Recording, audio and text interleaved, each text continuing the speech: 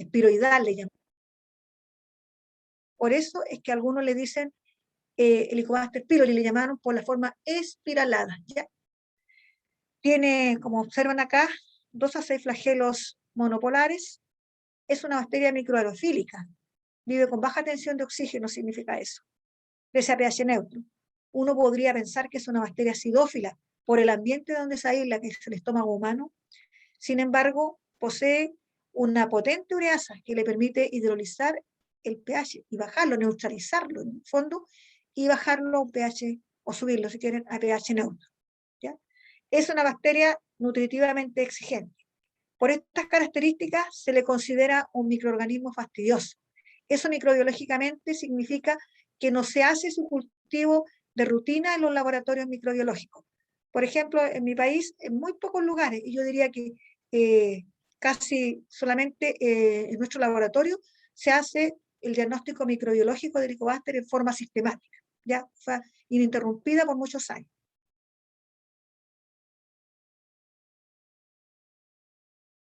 Aquí les presento cuál es el hábitat. Este microorganismo coloniza la superficie del epitelio gástrico, pero además de colonizar la superficie, tiene una localización estratégica, ya que es un organismo intracelular facultativo, ¿ya? Y algunas células se localizan en junturas intercelulares. ¿Ven acá? Bueno, este tenía movilidad, pero ahora no se está moviendo, pero no importa. Gracias a su flagelo y su forma tan especial, se moviliza y puede deshacer o interrumpir las junturas intercelulares, férreas junturas intercelulares, y así también ingresar a vacuolas. De esta manera evita la acción de antibióticos, de anticuerpos, facilita su nutrición. En el fondo, diversos eventos para persistir, de tal forma también que las infecciones asociadas a Helicobacter pylori son de tipo crónico. Bueno, aquí tenemos la prevalencia de la infección a nivel mundial. Este es un microorganismo cosmopolita. Se encuentra en todo el mundo, con una prevalencia promedio de 50%. Sin embargo, los diversos países, sobre todo según su estatus socioeconómico, mientras más bajo es el nivel socioeconómico, la prevalencia es mayor. Y aquí tenemos países como Canadá, Estados Unidos, donde hablamos de un 20 o 35%, ¿ya? Gran parte de Asia, entre un 35 y 55%, al igual que Oceanía. En gran parte de África no se tienen los datos, es decir, no se sabe exactamente. Bueno, aquí me voy a concentrar, bueno, obviamente, Centroamérica en general también está más del 70% como Chile, mi país. Específicamente donde le hemos seguido la pista de la prevalencia, en Chile varía según las regiones, ¿ya? Porque Chile es una larga y angosta faja de tierra, así la describió Poeta. Porque Chile es la tierra de Poeta, larga y angosta faja de tierra. Bueno, por el norte, estos datos últimos indican un 67%, más al sur un 63%, y en la región donde yo vivo, la región del Biobío, datos nuestros, datos más antiguos hablaban de un 70%. Si uno vuelve y revisa la diapositiva esta, podríamos decir que estamos en realidad entre el color rojo y el café, entre un 69% hasta un 70%. O sea, ha ido levemente cambiando para bien, es decir, disminuyendo un poco la seroprevalencia. Pero de todas maneras es muy alta.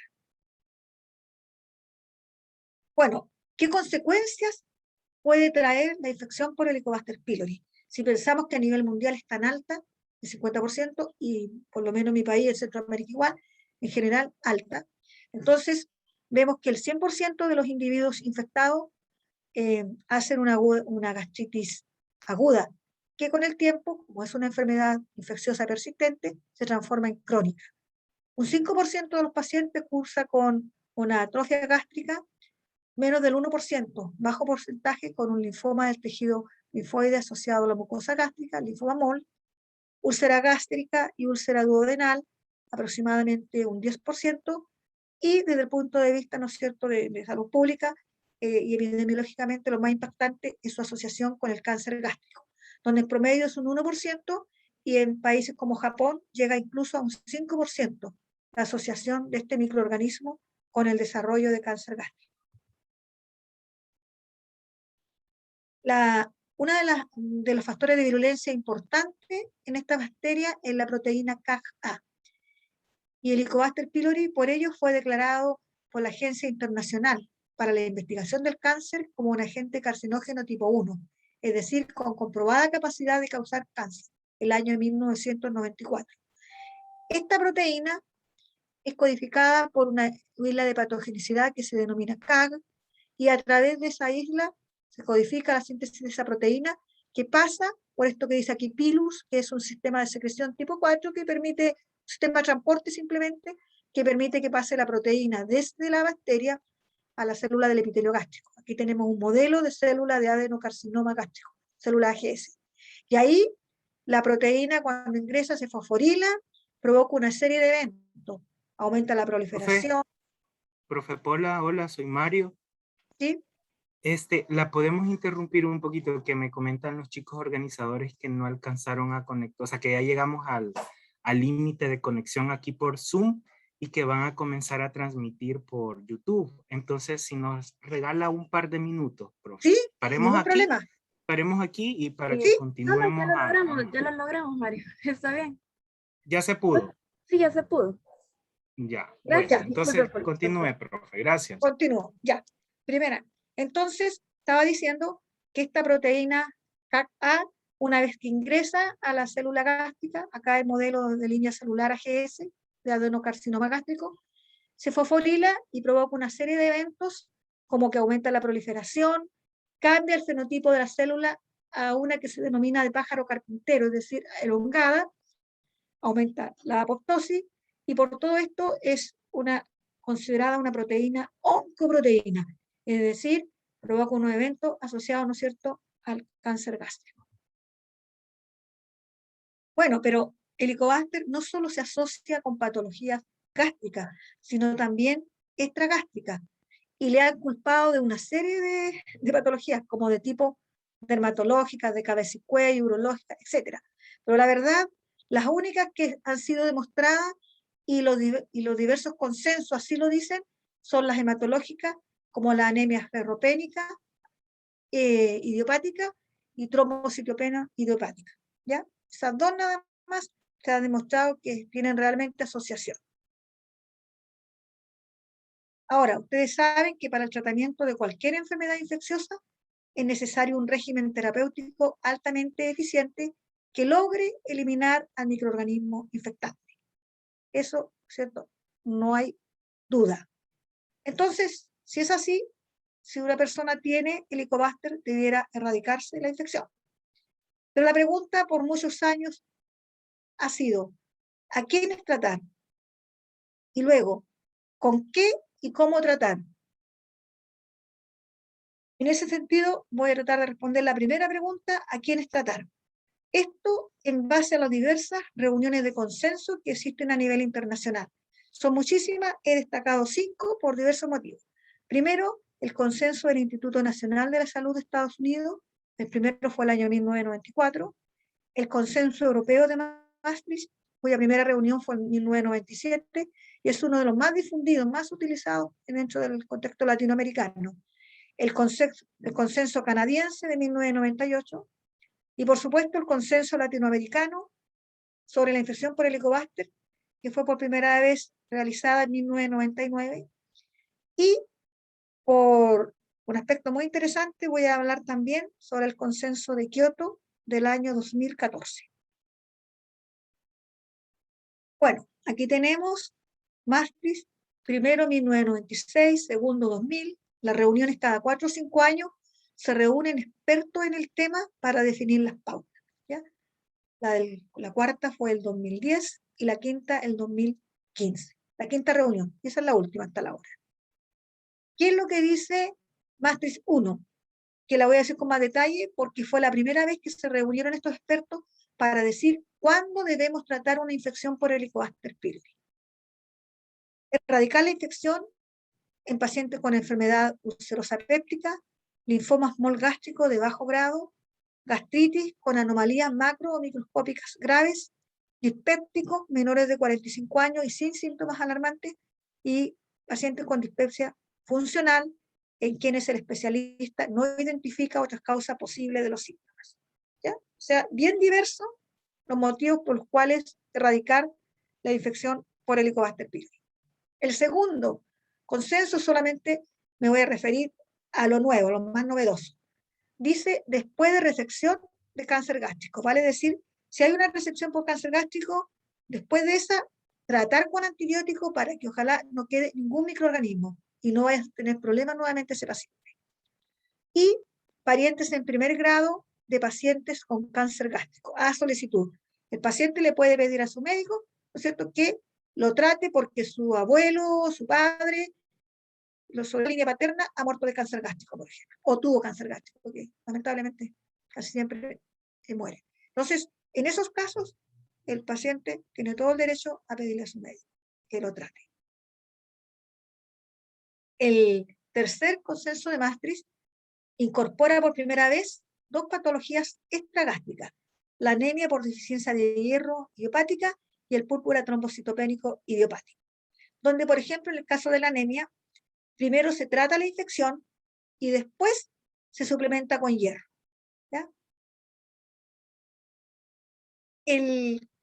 La cuarta reunión de Maastricht, la del 2010, incorpora la dispepsia funcional y es muy parecida a la anterior. Y ahí, entre esa reunión y la última, surge el consenso de Kioto del 2014, que genera una importante evolución, porque hay un cambio de paradigma. ¿Qué es lo que dice este consenso? Se consensúa que la gastritis por Helicobacter pylori es una enfermedad infecciosa, con la recomendación de tratamiento de todos los sujetos infectados por Helicobacter pylori. O sea, todo individuo sintomático o no, por el hecho de que esté infectado por Helicobacter pylori, debe ser tratado.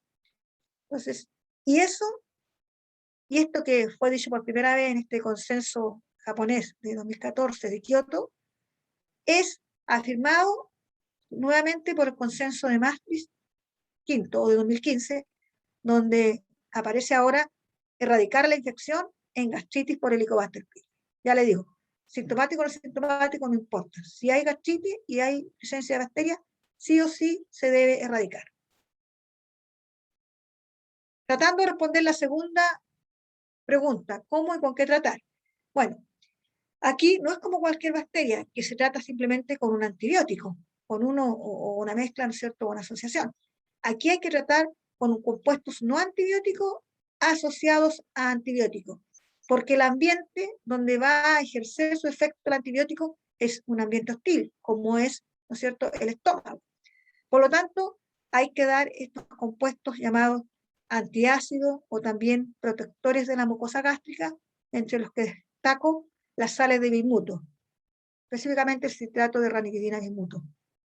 Pero también puede utilizarse como un compuesto antiulceroso, inhibidores H2 o antihistamínico H2 o antagonista de los receptores H2, como le quieran llamar, como la ranitidina, la cimetidina. E inhibidores de la bomba de protones, abreviados IBP, ¿cierto?, que son de las células parietales gástricas. Famoso omeprazol, digamos, muy conocido, rabeprazol, lansoprazol, entre otros. Esto entre los compuestos no antibióticos. Y los compuestos antibióticos tenemos los beta-lactámicos, donde destaca la amoxicilina para el tratamiento del Helicobacter, los macrólidos, donde destaca la claritromicina, nitroimidazoles, donde destaca metronidazol, las tetraciclinas, bueno, destaca la misma tetraciclina, digamos, es lo más frecuente usado dentro de este grupo de antibióticos, y dentro del grupo de la esquinolona, la levofloxacina. También se puede usar nitrofurano y rifamicina, pero digamos, estos 5 grupos primeros son los más utilizados a nivel mundial. Bueno, ¿qué pasa en el Maastricht 1 con respecto a cómo tratar, ¿no es cierto? ¿Con qué tratar? ¿Con qué tratar? Dicen que hay antibióticos de primera línea y que se debe usar una terapia triple por 7 días, que incluye un inhibidor de la bomba de protones, claritromicina y amoxicilina o un nitroimidazol, normalmente metronidazol.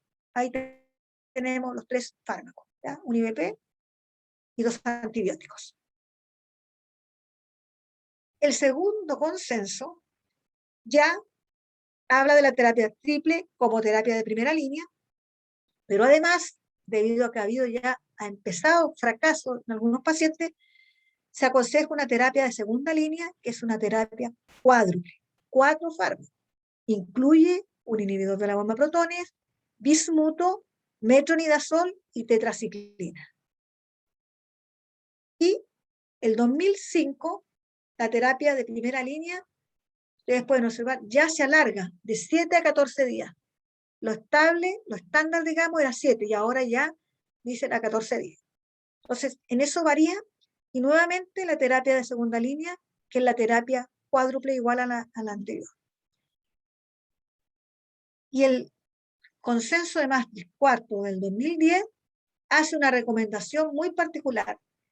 Terapia recomendada se basa en la resistencia a claritromicina según la zona geográfica.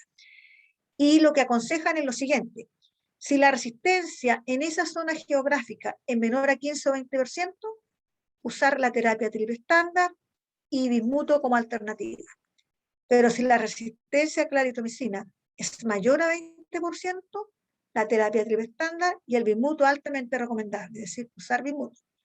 Si aún así la terapia falla, se usa la terapia cuádruple, donde se reemplaza la claritromicina por levofloxacino, favorable usar altas dosis del inhibidor de la bomba protones 2 veces al día y aumentar el tratamiento de 10 a 14 días más bismuto. Ustedes comprenderán que este es un tratamiento muy agresivo, con 4 fármacos, con altas dosis. Entonces, muchos pacientes lamentablemente no terminan su tratamiento. Bueno, ¿qué estaba pasando en la realidad de Latinoamérica? ¿Qué estaba pasando en nuestros países?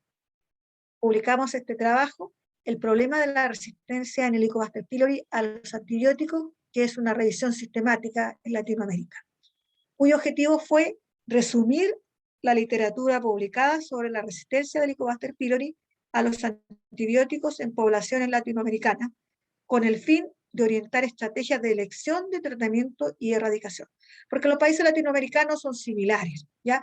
Entonces, ¿por qué basarnos en los consensos europeos o en otros japoneses, digamos? Estos consensos son realidades más parecidas y ver qué estaba pasando en nuestros países.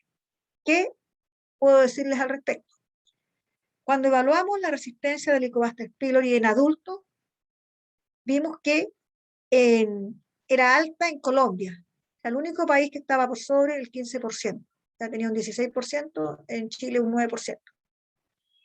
Aquí hay distintos países evaluados. Me voy a referir a los puntos más importantes de estas curvas, de estas gráficas. La resistencia a metronidazol, miren, consideraba esto 35 estudios, y en este abajo 34 estudios. Resistencia a metronidazol, muy alta. En Argentina un 30%, y de ahí para arriba todos los países. En Chile teníamos 31%. Y nuevamente destaca la alta resistencia en Colombia al metronidazol. Aquí tenemos la resistencia a la amoxicilina, en Chile un 2%, y destaca la alta resistencia a la amoxicilina, donde en general, y actualmente es así, la resistencia a amoxicilina es baja en la mayoría de los países. Sin embargo, en Brasil era un 15%. Y esta es una resistencia preocupante porque es una resistencia dual, resistencia a claritromicina más metronidazol. Ya en Chile teníamos un 7% y en México un 11%. O sea, cepas que son simultáneamente resistentes a claritromicina y metronidazol, 2 de los antibióticos más utilizados para el tratamiento de esta bacteria. Paralelamente, el mismo año 2014 publicamos este trabajo, que es el manejo de la infección por Helicobacter pylori en Latinoamérica. El objetivo de este trabajo fue optimizar las pautas de diagnóstico y tratamiento para esta región geográfica, Latinoamérica, mediante un panel de gastroenterólogos, epidemiólogos y científicos básicos, quienes llevaron a cabo una evaluación estructurada de la literatura disponible, ¿ya? Y ahí voy a referirme a 2 puntos que me parecen importantes para esta exposición. Uno, ¿cuál esquema debería ser la primera opción en América Latina? un consejo para los gastroenterólogos, para los clínicos de Latinoamérica, declara el consenso que debiera administrarse la triple terapia, es decir, un inhibidor de la bomba protona, claritromicina y amoxicilina o metronidazol, durante 14 días y en altas dosis. ¿Ya? Eso era lo que se recomendaba en 2014, lo que declaró el consenso. A mí me tocó contestar esta pregunta, que cuál es la utilidad, ¿no es cierto?, de la evaluación de la susceptibilidad a los antibióticos en el Helicobacter pylori. El consenso declaró que la determinación de la susceptibilidad antibiótica del Helicobacter antes del tratamiento podría mejorar la efectividad de la terapia y debería ser usada cuando posible, particularmente en poblaciones con alta resistencia. Sí.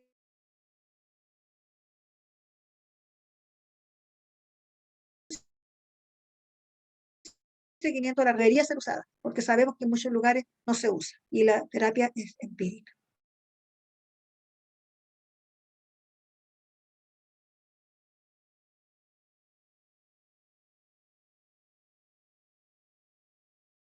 Ese lugar, sin mejor siendo terapia primera línea en la terapia triple, pero que debía extenderse a 14 días a menos que la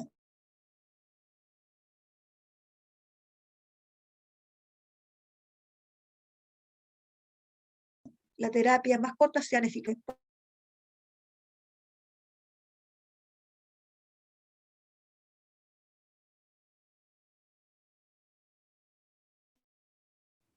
La tercera alternativa, o una terapia cuádruple con bimuto, una terapia cuádruple sin bimuto, y una terapia denominada limitante, donde se da inhibidor de la bomba protónica, amoxicilina y claritromicina y un nitrimidazol justamente por 5 días.